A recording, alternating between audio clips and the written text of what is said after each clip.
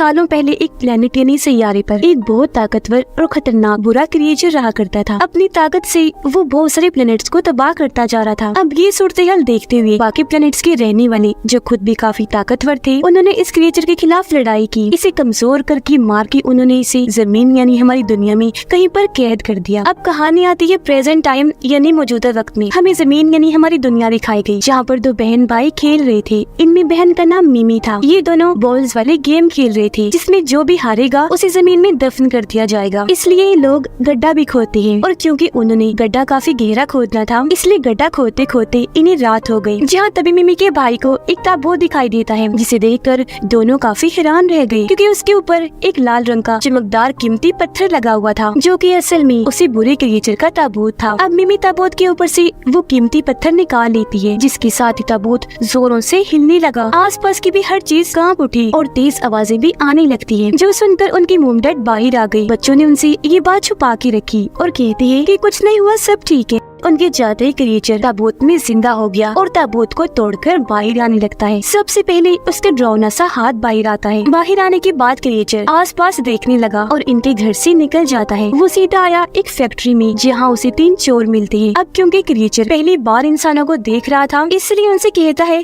कि तुम्हारी जिल्द कितनी पतली है, मेरे जैसी मजबूत बिल्कुल नहीं है, इसीलिए मुझे पसंद नहीं आई। ये कहने के बाद क्रिएचर उनमें से 2 चोरों पर हमला कर देता है। वो उन्हें हाथ के इशारे से अपनी ताकत से हवा में लटका देता है। उन दोनों के जिस्म में उसकी ताकत की रोशनी दौड़ने लगी। फिर पास जाकर दोनों का गला पकड़ लेता है, पूरी तरह गला दबाकर उनकी जान ले लेता है। उन दोनों को मारने के बाद उसने तीसरी पर भी हमला करके उसे नीचे गिरा दिया। वो भी काफी जख्मी हो गया। चोर क्रिएचर से कहता है कि प्लीज मुझे छोड़ दो, अभी मैं मरना नहीं चाहता। ये सुनकर क्रिएचर रुक गया। कहता है तो फिर ठीक है, अब से तुम जिंदा रहोगे तब तक जब तक मैं तुम्हारी जान ना निकाल लूं, लेकिन तुम्हें बहुत तकलीफ में जीना पड़ेगा। जो कहने के बाद वो यहाँ से चला जाता है। अगली सुबह उनकी मॉम डैड को भी उस गड्ढे के बारे में पता चल चुका था, लेकिन वो मिट्टी डालकर गड्ढे को बंद तो कर देते हैं, पर यह मिमी और उसका भाई काफी परेशान थे, क्योंकि वो देखते हैं कि ताबूत गार्डन से गायब हो चुका है। अब रात के वक्त ये दोनों दोबारा से गार्डन में आए, जहाँ इन्हें क्रिएचर के पैरों के निशान दिखते हैं, जिनका पीछे करते करते ये उसी फैक्ट्री में आ जाते हैं, जहाँ इन्हें वही तीसरा चोर दिखता है, जिसे क्रिएचर ने मारा नहीं था। वो वहाँ जमा हुआ था, लेकिन उसके जिस्म में जान थी, इस वजह से वो बहुत तकलीफ में था। उसकी ऐसी हालत देखकर दोनों बच्चे काफी डर जाते हैं। तब उनके डर को महसूस करते हुए सूंघते हुए क्रिएचर यहाँ आ जाता है। अब इन छोटे बच्चों को देखकर क्रिएचर को लगता है कि शायद ये इंसानों की छोटी नस्ल है, और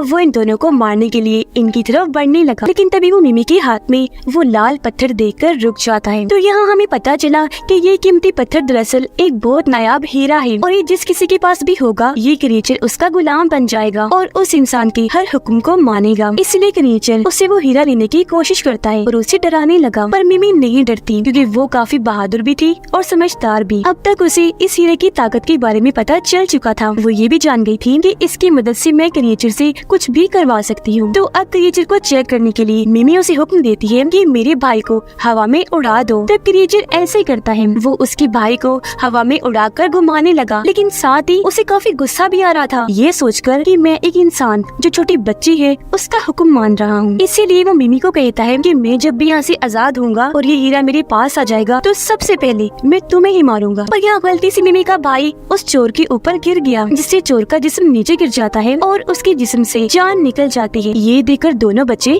हंसने लगते हैं, क्योंकि क्रिएचर तो उसे ऐसी तकलीफ में जिंदा रखना चाहता था, पर यहाँ अब उसका इरादा नाकाम हो गया था, जिस वजह से क्रिएचर को काफी गुस्सा आ गया। पर इससे मिमी को कोई फर्क नहीं पड़ता, उल्टा वो तो और क्रिएचर को चिढ़ाने लगी। फिर पूछती है अच्छा ये बताओ तुम्हारा नाम क्या है। वो अपना नाम भी बता देता है। इस पर मिमी कहती है नहीं नहीं, ये नाम मुझे पसंद नहीं आया, क्योंकि थोड़ा लंबा है। आज से तुम्हारा नाम है साइको गवर्नमेंट, और थोड़ा ये भी लंबा ही लग रहा है, इसलिए नाम को छोटा करके मैं तुम्हें पीजी बुलाऊंगी।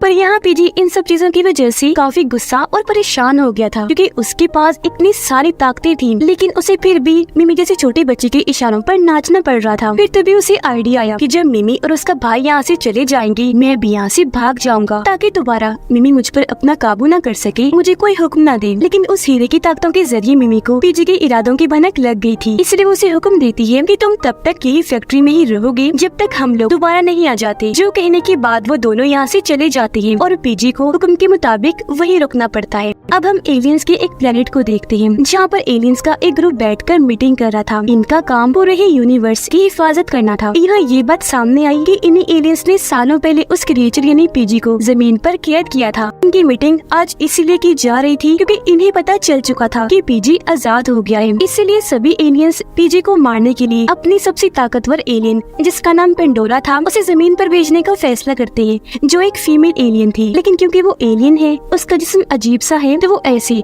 जमीन पर नहीं जा सकती थी। इसीलिए वो अपनी ताकतों का इस्तेमाल करते हुए जमीन से एक लड़की को यहाँ बुलाती है। लड़की को एक छोटे से बॉक्स में कैद करने के बाद पेंडोरा बॉक्स को कुचल देती है। इन्हीं बॉक्स को मसल कर उसने पानी पानी कर दिया था। ऐसा करने के बाद वो उस इंसान के डीएनए को अपने मुंह पर लगा देती है, जिससे वो अब उस लड़की के रूप में आ जाती है। जिसके बाद जमीन पर वो जाने के लिए निकल गई। अब जमीन पर मिमी और उसका भाई अपने एक दोस्त को पीजी से मिलवाने के लिए अपने साथ लेकर आते हैं। ये लोग पीजी के लिए किताबें और टीवी भी लेकर आते हैं ताकि उसका टाइम अच्छा गुजर जाए और वो बोर ना हो। फिर मिमी उसके पास जाकर पूछती है कि आखिर तुम कौन हो और तुम्हारी सच्चाई क्या है। अब हीरे की वजह से ये भी उसके लिए हुक्म ही था, इसीलिए उसे बताना पड़ता है। वो कहता है कि उन एलियंस ने जिन्होंने मुझे यहाँ कैद किया था एक प्लेनेट पर मुझे गुलाम बना के रखा हुआ था। फिर एक दिन मुझे अपने प्लेनेट से यही लाल कीमती हीरा मिला जो हमारे प्लेनेट के सबसे बुरे ताकतवर एलियन ने बनाया था। ये हीरा हासिल करते ही मेरे अंदर बहुत सारी ताकतें आ गयी, जिनका इस्तेमाल करके बाद में मैंने अपनी एक ताकतवर खतरनाक आर्मी बनाई। जिसके बाद से ही मैंने बहुत सारे प्लेनेट्स पर हमला करके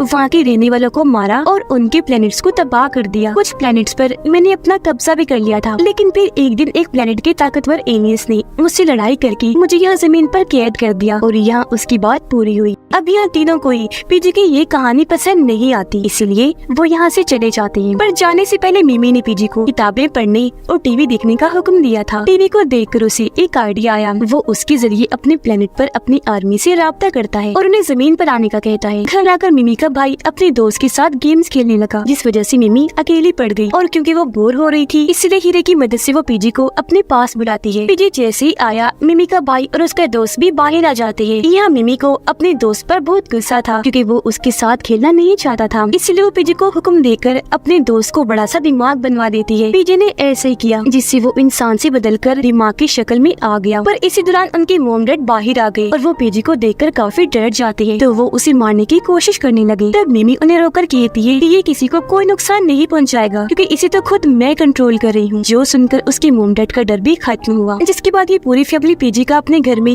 काफी अच्छा वेलकम करती है, जैसे कि उसके लिए सजावट की जाती है, म्यूजिक बजाया जाता है और ऐसे ही कई दिन गुजर गए। पीजी अब मिमी के साथ उनके घर पर एक फैमिली की तरह रहने लगा था। जहाँ भी मिमी और उसका भाई जाया करते थे, ये भी उनके साथ ही चला जाता था। पीजी मिमी और उसके भाई के लिए एक अच्छा दोस्त बन गया था। गरीब बात पीजी की, वो तो ये सब कुछ मजबूरी की वजह से कर रहा था। अंदर से वो खुश नहीं था, बल्कि अपनी आर्मी के आने का इंतजार कर रहा था। इसलिए एक रात वो मिमी के भाई के सपने में जाता है और उसे कहने लगा कि तुम मिमी से वो हीरा चुरा लो ताकि तुम और मैं दोनों ही उसके हुक्मों से आजाद हो सके, जो वो हर वक्त हम पर चिल्लाती रहती है। इस पर उसका भाई कहता है कि ये आइडिया है तो अच्छा, लेकिन वो मेरी बहन है और उसे मैं धोखा नहीं दे सकता।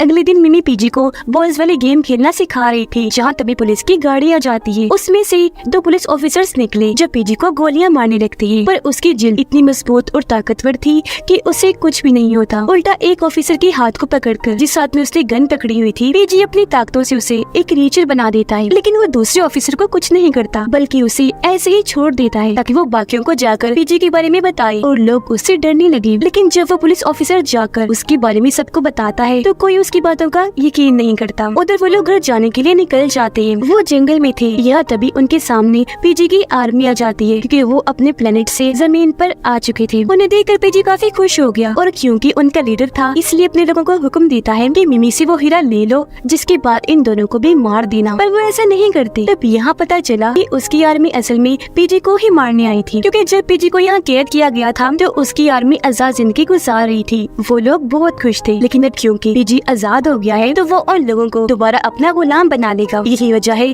कि वो पीजी को मारना चाहते थे, इसीलिए वो अपनी आर्मी से लड़ने के लिए आगे बढ़ा। लेकिन मिमी उसे हुक्म देकर ऐसा करने से मना कर देती है, क्योंकि वो पीजी को इस बात की सजा देना चाह रही थी कि इसने मुझे और मेरे भाई को मारने के लिए अपनी आर्मी को बुलाया। ये देखकर पीजी मिमी को कहता है कि तुम मुझ पर इस तरह का हुक्म नहीं लगा सकती, अपना ये हुक्म वापस लो, क्योंकि मैंने अपनी आर्मी से जंग करनी है। मिमी कहती है मैं अपना ये हुक्म वापस ले लूंगी, लेकिन अगर तुम मुझसे माफी मांगते हो तो। लेकिन लेकिन पीजी उससे माफी नहीं मांगता। उसकी आर्मी पीजी को मार रही थी, जिससे वो काफी जख्मी हो गया था। अब थोड़ी देर बाद उसकी हालत खराब होना शुरू हो गई। इस वजह से मजबूरन उसे मिमी से माफी मांगनी पड़ती है और ऐसा होते मिमी अपना हुक्म वापस ले लेती है। यानी अब वो अपनी आर्मी से मुकाबला कर सकता था। वो अपनी आर्मी से पूरी तरह लड़ने लगा, एक एक करके उन्हें मार देता है। एक के पेट में अपना हाथ घुसाकर आर पार कर देता है, तो एक को वो रॉड से मारता है। एक रीचर का सर ही फोड़कर उसे मार गिराता है और आखिर में उस पुलिस ऑफिसर को भी मार देता है, जिससे उसने एक रीचर में बदल दिया था। उन सबको तो पीजी ने मार गिराया, पर ऐसे उसकी खुद की हालत भी बहुत खराब हो गई और अब अगर उसे हीरा ना मिला तो वो मर भी सकता था। लेकिन मिमी उसे नहीं देती, क्योंकि वो जानती थी कि हीरा मिलते ही ये हम सबको भी मार डालेगा। थोड़ी ही देर में उसके डैडी यहाँ आई। पहले उन्होंने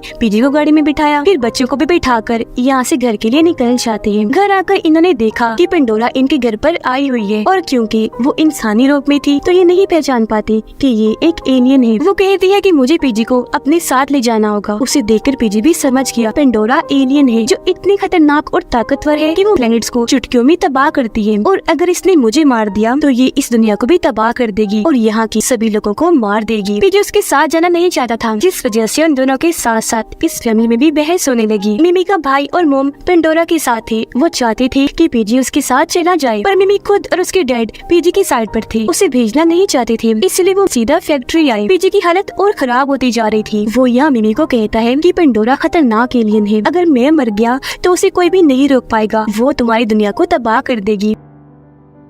ये सुनकर मिमी जज्बाती हो गई और अब वो हीरा देने के लिए मान जाती है, लेकिन उसने पीजी से ये वादा लिया था कि बदले में तुम मुझे या मेरी फैमिली को कोई नुकसान नहीं पहुंचाओगे, जिस पर वो राजी हो गया। लेकिन जब मिमी उसे हीरा देने के लिए अपना बैग खोलती है तो वहाँ से वो हीरा गायब था। उधर पेंडोरा मिमी की मॉम को पानी में कुछ मिलाकर देती है। उन्होंने जैसे पानी पिया वो भी उसकी तरह एलियन बन जाती है, जिसके बाद पेंडोरा उन्हें और मिमी के भाई को भी फैक्ट्री लेकर आ गई। तब यहाँ पता चला कि असल में वो हीरा मिमी के भाई के पास है, जिसके बाद पेंडोरा अपनी ताकतों से पीजी पर हमला करने लगी। यहाँ उसके पास हीरा न होने की वजह से वो कुछ नहीं कर सकता था, इसलिए पेंडोरा के सामने कमजोर था। उसकी हालत मरने वाली हो गई, पर उसके मरने से पहले पेंडोरा उससे पूछती है कि अपनी आखिरी ख्वाहिश बताओ। तब यहाँ पीजी बताता है कि मेरी आखिरी ख्वाहिश ये है कि मैं तुम्हारे साथ बॉल्स वाले गेम खेलना चाहता हूँ। तो अब यहाँ वो सारे इस गेम को खेलने लगते हैं, जिसमें मिमी जीत गई थी और वो पेंडोरा को उसके प्लेनेट वापस जाने का हुक्म देती है, पर वो उसकी बात ना मानकर उल्टा मिमी को ही मारने लगती है। तब यहाँ उसकी मॉम मिमी को बचाती है। अब बेशक वो एलियन बन गई थी,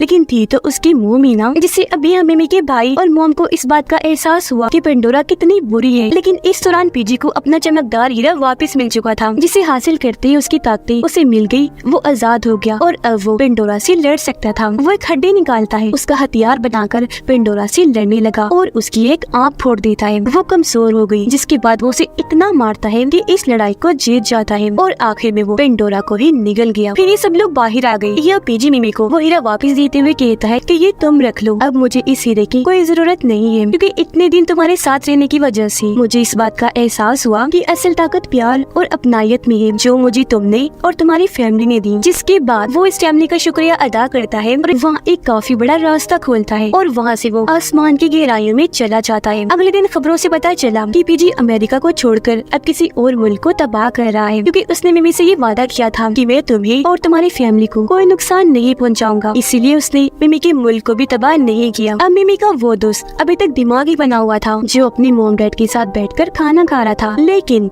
उसे ये जिंदगी अच्छी लग रही थी। ये जिस्म पाकर वो बहुत खुश था और ये फिल्म इधर ही खत्म हो जाती है।